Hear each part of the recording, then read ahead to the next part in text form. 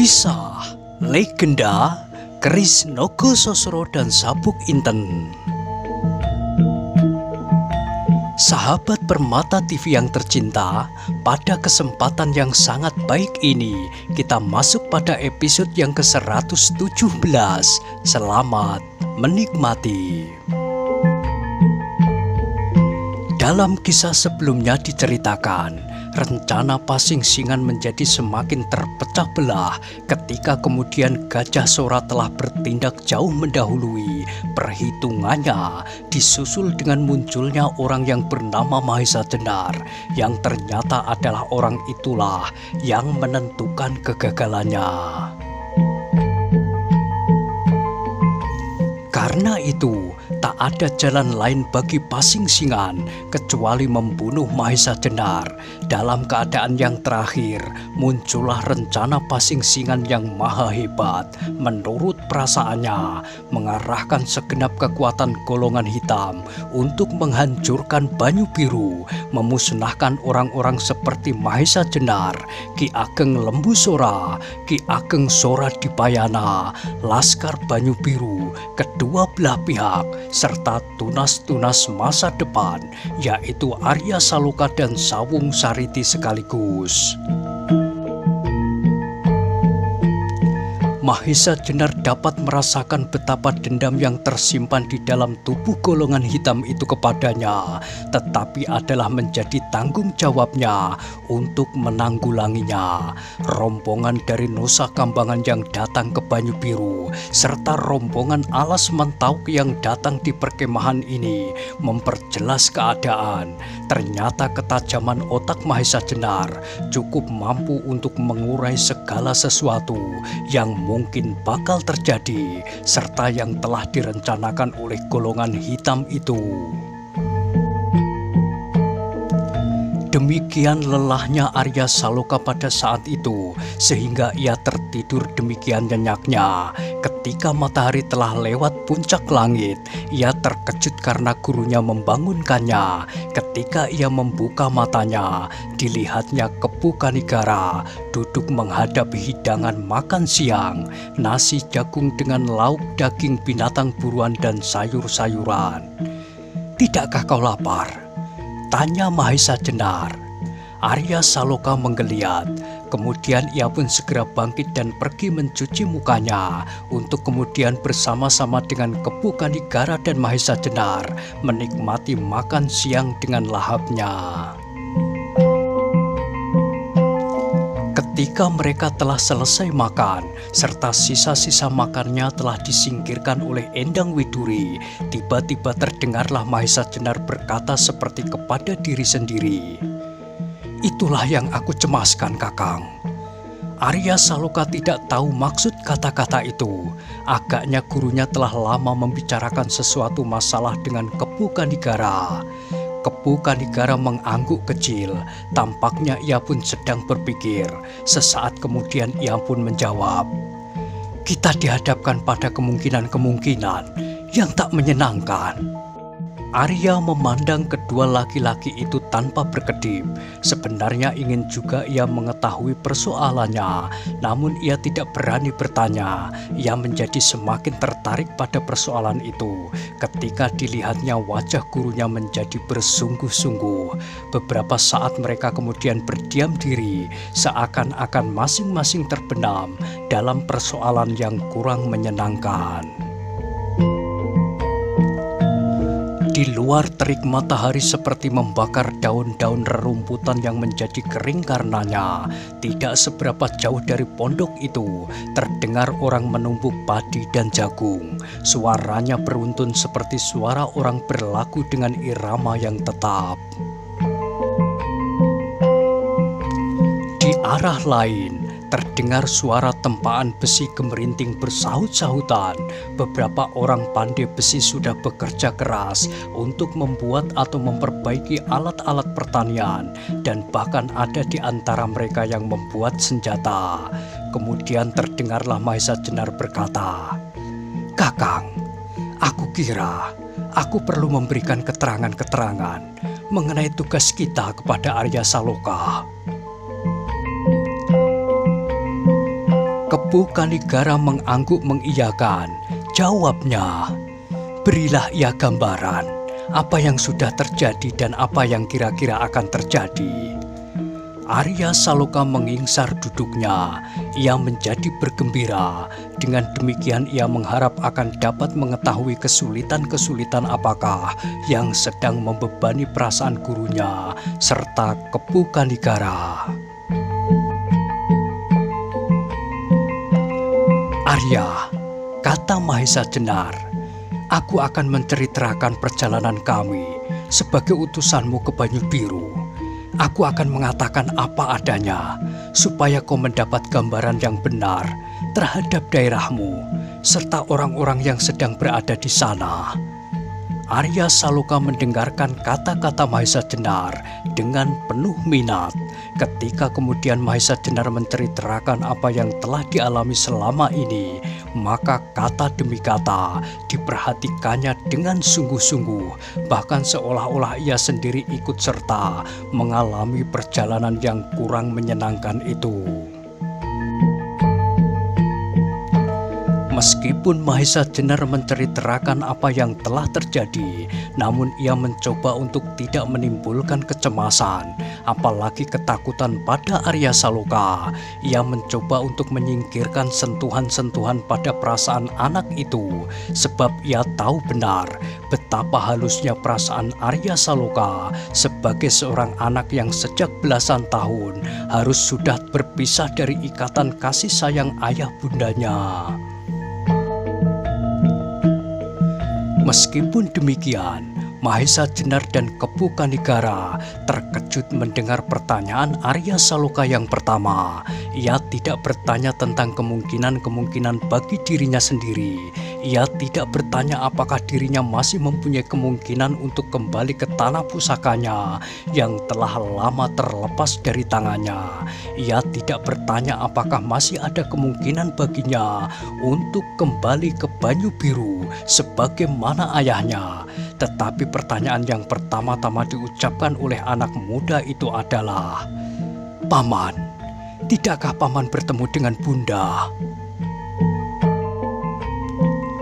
Mahesa Jenar menarik nafas dalam-dalam.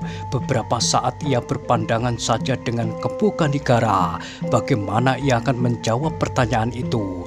Memang dalam saat yang gawat seperti yang dihadapinya pada saat itu, terlupakanlah kepentingan-kepentingan lain. Sehingga pada saat itu ia tidak bertanya dan berusaha menemui Nyai Ageng Gajasora.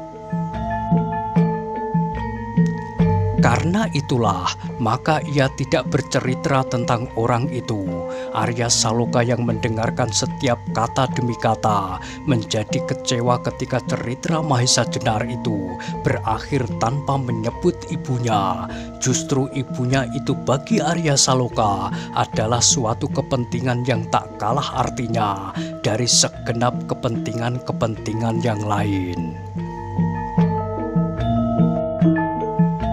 Akhirnya Mahesa Jenar menjawab, "Arya, aku minta maaf kepadamu bahwa aku tidak mendapat kesempatan sama sekali untuk berbuat lebih banyak dari yang sudah aku lakukan. Sehingga dengan demikian, aku tidak dapat menemui Nyai Ageng Gajasora. Tetapi karena kakekmu Ki Ageng Soradipayana tidak mengatakan sesuatu, aku kira ibumu itu pun tidak mengalami sesuatu." Mendengar jawaban itu, Arya Saloka menundukkan wajahnya. Ia benar-benar kecewa. Demikian rindunya ia kepada ibunya, sehingga rasa-rasanya ia meloncat langsung ke Banyu Biru saat itu juga. Mahesa Jenar dan Kepu Kanigara dapat menyelami perasaan anak itu sedalam-dalamnya. Mereka merasa juga bahwa Arya telah menyalahkan mereka. Kenapa mereka sama sekali tidak ingat kepada orang yang telah melahirkan, membesarkan dengan penuh kasih sayang. Maka berkatalah Mahesa Jenar perlahan-lahan dan hati-hati untuk menenteramkan hati anak itu. "Arya, tenangkanlah hatimu. Berbanggalah kau, karena kau telah menjauhkan kepentingan pribadimu. terpisah dari ayah bunda, tetapi dapat menjunjung tinggi pengabdian diri terhadap sesama, terhadap rakyatmu dan terhadap Tuhanmu, sebagai sumber dari pengabdianmu, menegakkan kebenaran dan keadilan. Arya Saloka masih saja menundukkan wajahnya, namun kata gurunya itu meresap pula di dalam kalbunya. Akhirnya ia mencoba untuk menghadapi kenyataan itu sebagai seorang laki-laki. Bagaimanapun kerinduan itu bergolak di dalam dadanya, namun ia mencoba untuk menekannya kuat-kuat. Bukankah kepentingan rakyatnya jauh lebih berharga dari kepentingan diri? Seandainya ia kemudian tenggelam dalam duka karena perasaan rindunya kepada bunda, apakah yang akan dapat disumbangkan kepada tanah perdikan Banyu Biru, tanah pusakanya? Karena itu, maka kemudian ia mengangkat wajahnya. Dengan penuh tekad ia berkata, "Paman, biarlah aku lupakan perasaan rinduku kepada bunda. Lalu apakah yang harus aku kerjakan?" Mahisa Jenar mengangguk-anggukkan kepalanya dengan bangga. Katanya, "Demikianlah putra Ki Ageng Gajah Sora.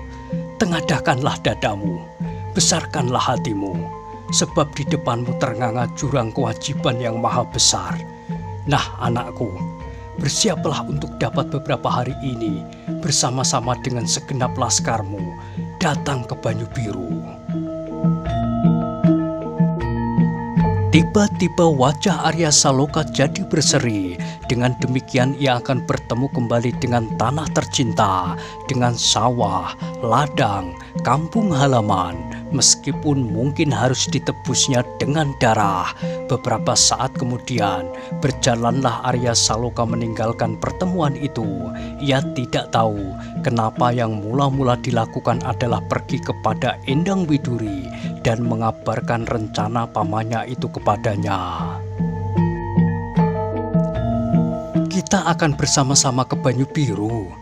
tanya Endang Widuri yang tiba-tiba menjadi bergembira pula. "Ya," jawab Arya Saloka. "Aku akan dapat melihat rumahmu yang pernah kau ceritakan kepadaku dahulu di lereng pegunungan Telamaya," sahut Widuri dengan mata yang berkilat-kilat. "Bukankah begitu?" "Ya," jawab Arya Saloka singkat. "Dari halaman rumahmu dapat kita lihat wajah rawa pening yang berkilau." Widuri meluruskan, "Bukan dari halaman rumahku, tetapi dari alun-alun di muka rumahku." Arya Saloka membetulkan, "Ya, dari alun-alun di muka rumahmu. Jadi rumahmu itu mempunyai alun-alun?" tanya Endang Widuri. Widuri meneruskan, "Kalau begitu, kau adalah anak seorang yang kaya dan terhormat. Menurut ayahku, di muka istana Demak pun ada alun-alun." "Tidak selalu," potong Arya. "Ayahku bukanlah orang yang kaya, tetapi adalah lazim bahwa di muka rumah kepala daerah perdikan terdapat alun-alun. Di Pamingit juga ada alun-alun. Di Pangrantunan, bekas rumah kakek dahulu, juga terdapat alun-alun. Bahkan di muka rumah Kademangan, Paman Sarayuda di Gunung Kidul, katanya ada alun-alun juga." "Kapan kita berangkat?" tiba-tiba Endang Widuri bertanya seolah-olah tidak sabar lagi menunggu sampai esok. Arya Saloka menggelengkan kepala. "Entahlah," jawabnya.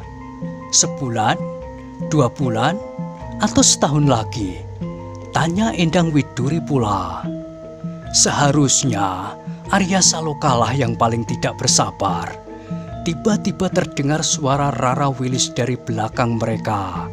Segera mereka itu pun menoleh, dan tiba-tiba terbesitlah perasaan malu di dalam dada Endang Widuri. Perasaan yang selama ini belum pernah dirasakannya. Karena itu, pipinya pun kemudian menjadi merah. Tetapi perasaan itu hanya sebentar menjalar di dalam dirinya. Kemudian kembali terdengar suaranya renyah. Kakang Arya Saloka pun sebenarnya tidak bersabar pula, tetapi ia tidak mau mengatakannya.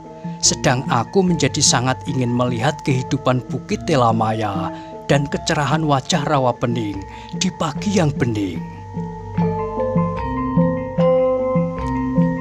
Rara Wilis tersenyum. Sebenarnya di dalam hatinya sendiri pun tersimpan pula harapan agar segala sesuatunya menjadi lekas terselesaikan. Sebagai seorang gadis, ia lebih mudah tersentuh oleh perasaan rindu kepada keluarga,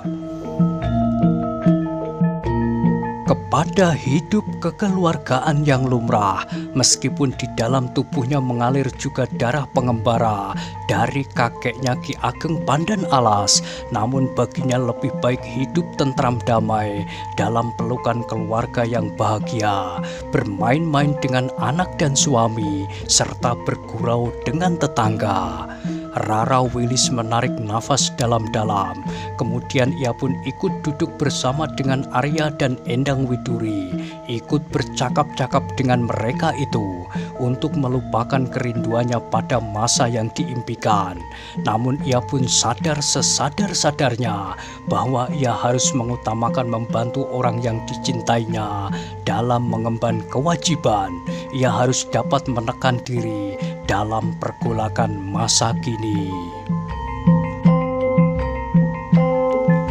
Tetapi agaknya Mahesa Jenar tidak menunda-nunda waktu lebih lama. Ketika matahari pada sore hari itu terbenam, mulailah ia mengumpulkan beberapa orang pemimpin Laskar Banyu Biru di gardu pimpinan. Kepu Kanigara, Rara Wilis, bahkan Endang Widuri pun hadir pula. Mantingan, Wirasaba, Wanamerta, Bantaran, Panjawi, Jaladri, Sendang Papat dan Sendang Parapat, dan beberapa orang lagi.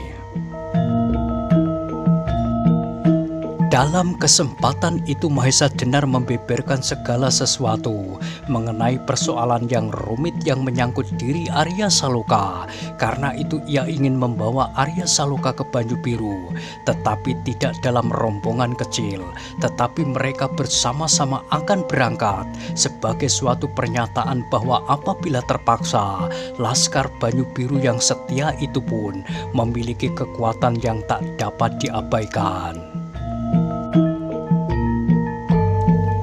Dalam keriuhan sambutan yang bergelora, disertai dengan keikhlasan berkorban dari para pemimpin Laskar, terdengar Mahesa Jenar berkata, "Laskar Banyu Biru yang setia, kalian harus ingat akan tujuan kalian. Sekali lagi aku katakan, kita kembali ke Banyu Biru tidak akan membalas dendam. Kita datang ke Banyu Biru untuk kepentingan kebenaran dan keadilan, untuk kepentingan kemanusiaan. Karena itu, jangan berbuat hal-hal yang bertentangan dengan kemanusiaan, bertentangan dengan perasaan keadilan, dan bertentangan dengan sendi-sendi kemanusiaan."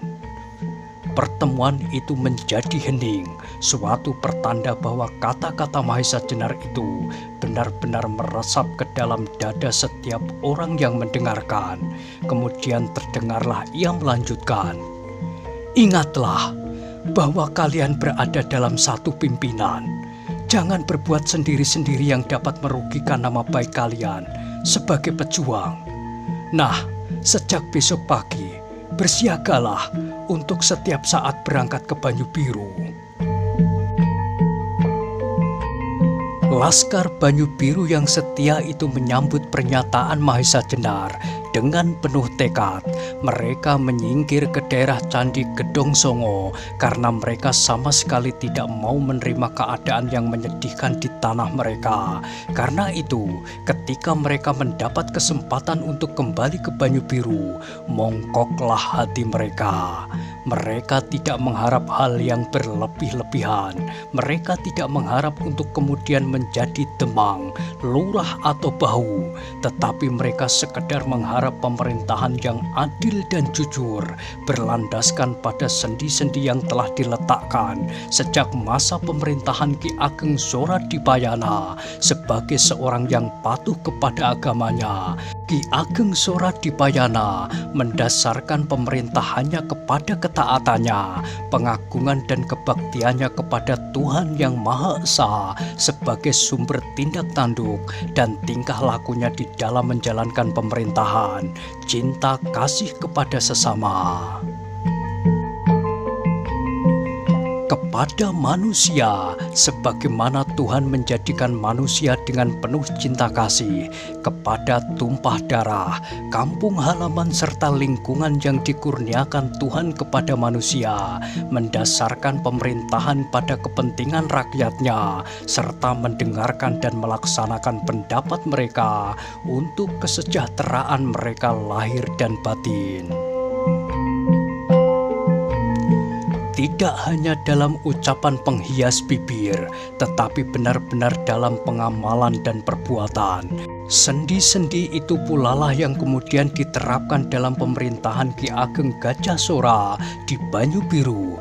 Tetapi sejak masih berada di Pamingit, adiknya Ki Ageng Lembu Sora agaknya sedikit demi sedikit tersesat dari jalan itu. Sedikit demi sedikit ia tenggelam dalam kepentingan diri sendiri, nafsu lahiriah yang kadang-kadang sama sekali bertentangan dengan sendi-sendi dasar yang menurut pengakuannya juga dianutnya.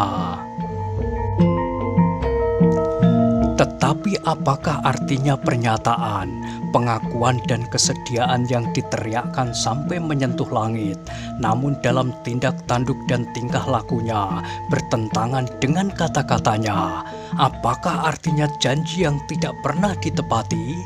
Apakah artinya pengabdian diri yang hanya berupa pameran lahiriah tanpa satunya kata dalam perbuatan? Beberapa orang yang pernah mengalami penderitaan lahir batin dapat menjadi saksi. Lapangan-lapangan yang pernah dipergunakan sebagai tempat penyelenggaraan tayub, mabuk-mabukan, dan adu jago merupakan saksi-saksi bisu pula. Sedang tempat ibadah yang semakin hari semakin susut dikunjungi orang dapat merupakan saksi-saksi yang tak dapat dibantahkan. Penganiayaan dan tindak sewenang-wenang, betapapun alasannya, sebab sebenarnya bahwa pelanggaran atas asas-asas kemanusiaan adalah pelanggaran pula dari asas-asas ketuhanan. Itulah yang tidak dikehendaki oleh orang-orang Banyu Biru yang setia kepada sendi-sendi dasar pemerintahan itu. Dengan demikian, ketika matahari mulai menjengukkan wajahnya di keesokan harinya, sibuklah Laskar Banyu Biru mempersiapkan diri.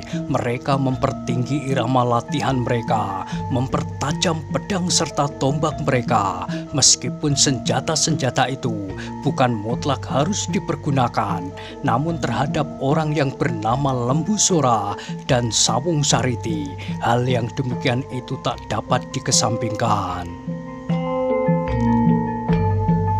Hari itu, Mahesa Jenar dan Kepu Kanigara sendiri memerlukan menyaksikan latihan-latihan yang diselenggarakan tanpa mengenal lelah. Beberapa kali kedua orang sakti itu langsung memberikan nasihat-nasihat serta petunjuk-petunjuk.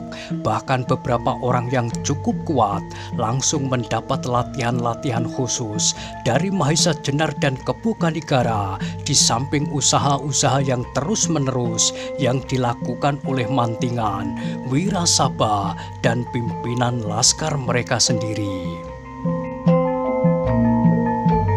Pada hari ketiga, ketika Mahesa Jenar menganggap bahwa waktunya telah masak, dipersiapkannya Laskar Banyu Biru itu, dan pada suatu pagi yang cerah didahului oleh pengantar kata dari setiap pimpinan kelompok untuk memperteguh jiwa anak-anak Banyu Biru itu, menjalarlah sebuah iringan yang seperti ular menelusuri jalan-jalan perbukitan.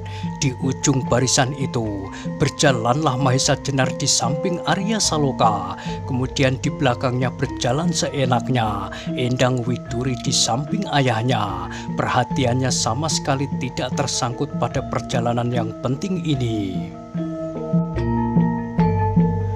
Tetapi ia lebih senang memperhatikan lembah yang berwarna hijau kekuning-kuningan di antara batu-batu padas yang merah tembaga menjorok seakan-akan menghadang perjalanan itu. Sinar matahari pagi yang dilemparkan ke lembah-lembah itu menari dengan lincahnya, mempermainkan titik-titik embun yang masih tersangkut di ujung-ujung daun. Ketika Arya Saloka muncul dari balik sebuah bukit kecil, tiba-tiba dadanya berdesir. Tanpa sesadarnya ia berhenti. Mahesa Jenar cepat dapat mengetahui perasaan apakah yang bergolak di dalam dada anak itu. Cepat Mahesa Jenar menariknya ke tepi dan memberi isyarat kepada pasukannya untuk berjalan terus.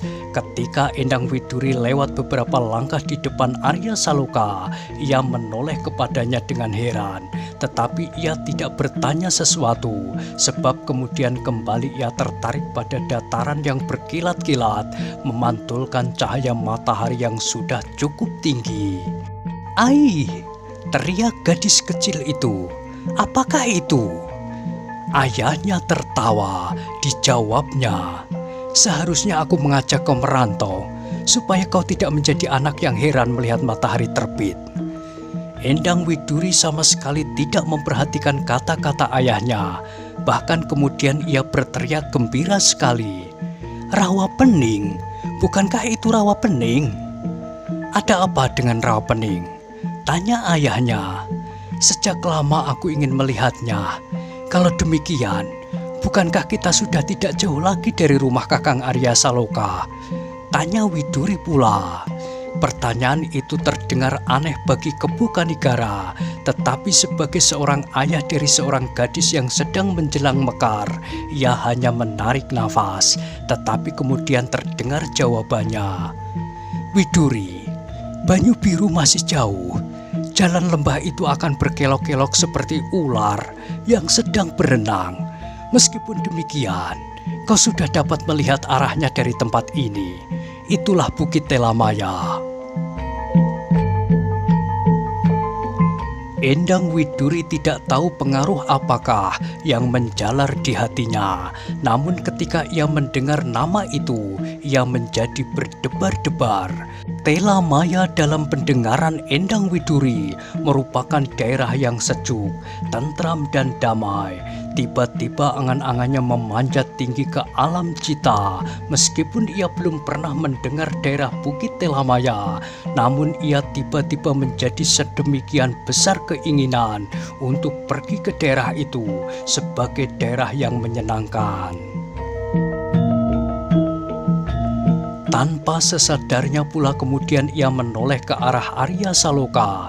Anak muda itu ternyata masih berdiri tegak di samping Mahesa Jenar, memandang jauh ke arah lambung Bukit Telamaya yang membujur di hadapannya seperti raksasa yang tidur dengan nyenyaknya. Di balik bukit itu membayanglah warna biru, kehijauan disaput oleh awan yang tipis Gunung Merbabu. Kemudian Endang Widuri meneruskan perjalanannya dengan penuh angan-angan di kepalanya. Sebagai seorang gadis ia senang pada keindahan, juga keindahan alam yang terbentang di hadapannya. Lembah, ngarai, jurang-jurang terjal dan dinding-dinding padas yang menjulang tinggi, ditelusuri oleh jalur-jalur putih, jalan setapak yang selalu dipergunakan oleh orang-orang yang mencari kayu di hutan-hutan. Di sana-sini jalur-jalur itu hilang terputus ditelan oleh hutan-hutan yang berserakan di lembah itu. Agak jauh di sebelah Rawa Pening terbentanglah sawah yang luas. Setingkat demi setingkat pematang-pematang sawah itu seperti memanjat tebing pada sisinya, tetapi daerah itu masih jauh. Arya Saloka yang berdiri di samping Mahesa Jenar merasa betapa hatinya berdebar-debar menyaksikan semuanya itu, seperti seorang akan menjelang kekasih yang telah bertahun-tahun tak bertemu. Sawah, ladang, kampung halaman, rumahnya dengan pohon jambu yang lebat berbuah. Semuanya itu seperti hilir mudik di depan matanya. Dan di balik kehijauan lambung Bukit Telamaya itulah tinggal seorang yang paling dicintai serta dirindukannya, yaitu ibunya. Mahesa Jenar ikut merasakan betapa perasaan rindu itu mengusik hati muridnya, tetapi tak sepatah kata pun keluar dari mulutnya, sebab ia tahu pula bahwa kata-katanya akan dapat menambah gelora perasaan rindu itu. Untuk beberapa lama mereka saling berdiam diri. Di samping mereka berjalanlah iringan Laskar Banyu Biru. Di pundak merekalah terletak masa depan Bukit Telamaya itu. Dan kepada merekalah bukit itu menggantungkan nasibnya. Tiba-tiba Arya Saloka menjadi semakin terharu ketika ia melihat keserasian yang mengetuk dadanya. Di hadapannya terbentang lembah yang hijau, dibatasi oleh lereng Bukit Telamaya, sedang di sampingnya menjalarlah laskar yang setia. Betapa kemudian tergambar di dalam otaknya itu, seolah-olah merupakan seekor naga raksasa yang sedang berjuang untuk merebut kembali sebutir telur raksasanya yang teronggok di hadapannya. Arya menarik nafas. Bukit Telamaya itu seolah-olah sebuah permata yang berkilauan ditimpa cahaya matahari. Sinarnya memancarkan ke segenap penjuru, menerangi seluruh langit dan bumi. Kemudian teringatlah anak muda itu akan sebuah kisah terjadinya rawa pening, seekor naga yang rindu kepada ayahnya, sedang ayah itu bersedia untuk menerima apabila ular itu sanggup melingkari Gunung Merbabu. Tetapi sayang bahwa panjang tubuhnya tidak memungkinkan, meskipun hanya kurang sejengkal. Karena itu ular raksasa itu tidak menyenangkan ayahnya. Dengan serta-merta lidah ular raksasa itu segera dipotongnya, maka matilah ular itu. Tetapi jiwa ular itu kemudian berubah menjadi seorang kerdil yang menancapkan lidi di lembah bukit sebelah utara Gunung Merbabu. Tak seorang pun dapat menarik lidi itu, karena itu kemudian orang kerdil itu sendirilah yang menariknya. Dari lubang bekas lidi itu memancarlah mata air yang semakin lama semakin besar dan besar. Akhirnya terjadilah di lembah itu sebuah rawa pening. Sekarang Arya Saloka pun sedang melakukan tugas yang seolah-olah dibebankan oleh ayahnya, melingkari Bukit Telamaya. Pasukannya itulah ibarat tubuh ular yang harus mampu melilit bukit itu. Tetapi kalau kemudian panjang tubuh itu tidak memungkinkan, ia tidak akan menyambung hanya dengan lidahnya, tidak dengan janji dan prasetya, tetapi ia akan menyambung kekurangan itu dengan darah dan nyawa. Arya Saloka terkejut ketika terasa setetes air menyentuh tangannya. Cepat ia mengusap matanya yang sedang mengaca. Untunglah bahwa pada saat itu Mahesa Jenar pun agak terpaku juga pada kebesaran alam yang tergelar di hadapannya. Nah, bagaimanakah kisah selanjutnya? Silahkan ikuti terus kisah legenda Keris Nogososro dan Sabuk Inten pada episode berikutnya. Sampai jumpa.